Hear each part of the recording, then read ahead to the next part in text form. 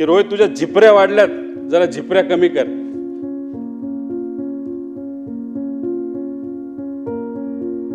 त्या दिवशी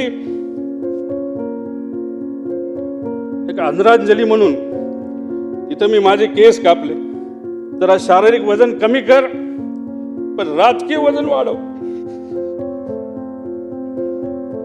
मी नुसतं म्हणायचो हो करतो, पण मी त्यांना शब्द देतो माझी हेअरस्टाईल मी अशीच ठेवेल, शारीरिक वजन कमी करेल, राजकीय वाढवेल. प्रशासनावर वचक असणारा नेता गेला, जाती धर्माच्या पलीकडे काम करणारा नेता गेला, सूर्याशी स्पर्धा करणारा नेता गेला, सूर्य उगवण्याआधी कामाला सुरुवात व सूर्य मावळल्यानंतर काम बंद करणारा नेता गेला. अजितदादांच्या जाण्याने महाराष्ट्राच्या राजकारणातील एक लोकनेता गेला, महाराष्ट्राच्या राजकारणातील रुबाब गेला, बेट्या म्हणून आव्हान देणारा ग्रामीण बाज गेला, महाराष्ट्रातील राजकारणाचा रांगडेपणा गेला, राज्याच्या राजकारणातील बेधडकपणा गेला, राज्याच्या राजकारणातील वेग आणि आवाका गेला, महाराष्ट्रातील राजकारणाचा जिवंतपणा गेला. सगळ्यात महत्त्वाचे राज्याच्या राजकारणातील मिश्किलपणा गेला. अजितदादा पवार नावाचा जादूगार हसवत हसवत संबंध महाराष्ट्राला निशब्द करून गेला. मला ते म्हणायचे की रोहित तुझ्या झिपऱ्या वाढल्यात, जरा झिपऱ्या कमी कर.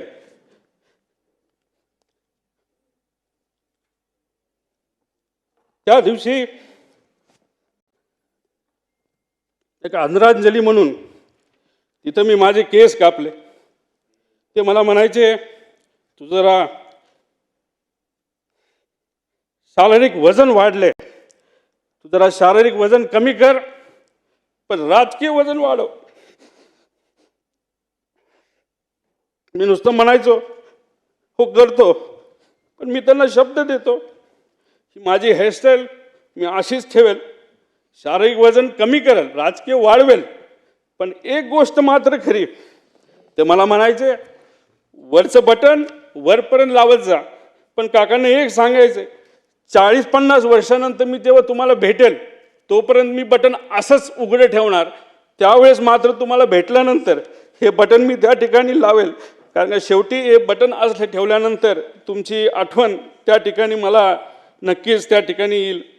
पण एक गोष्ट अजून आहे, 40-50 वर्षांनी जेव्हा अजित काकांची माझी भेट होईल तेव्हा हा माझा लढा जो मी आत्ता त्या ठिकाणी लढत आहे आणि अख्खा महाराष्ट्र त्या ठिकाणी लढत आहे, तेव्हा अजित काकांसमोर ताट मानेले मी तिथं उभा राहील. आणि नक्कीच माझे काका माझ्या पाठीवर हात ठेवून म्हणतील लढलास बरं का.